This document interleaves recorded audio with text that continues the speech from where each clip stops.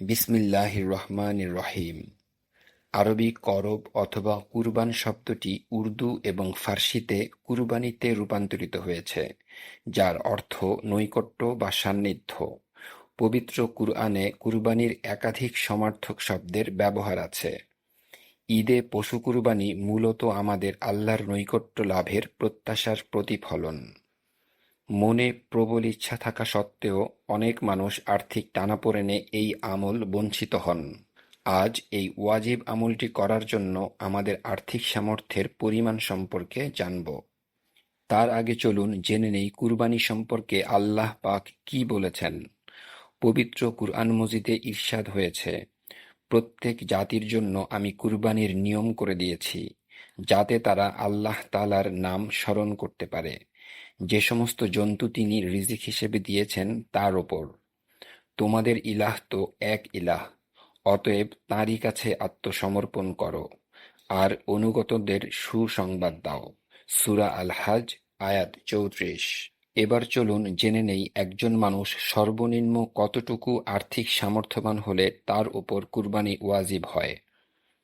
জিলহজ মাসের ১০ তারিখ ফজরের ওয়াক্ত হতে ১২ তারিখ সূর্যাস্ত পর্যন্ত নিসাব পরিমাণ নগদ অর্থ অথবা আর্থিক লাভ বা আয় চলমান এমন যে কোনো সম্পদের মালিক হলেই তার উপর কুরবানি ওয়াজিব।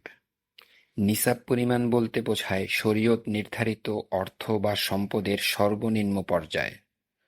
নিসাব নির্ধারণ হয় যেভাবে: জিলহজ মাসের ১০, ১১ ও ১২ তারিখ এই ৩ দিন যদি কারো কাছে পরিবারের মৌলিক চাহিদা মেটানোর পর অতিরিক্ত ৭.৫ ভরি পরিমাণ স্বর্ণ অথবা ৫.৫ ভরি পরিমাণ রূপা অথবা এই পরিমাণ নগদ অর্থ বা আর্থিক লাভ অর্থাৎ আয় চলমান এমন যে কোনো ধরনের সম্পদ থাকা।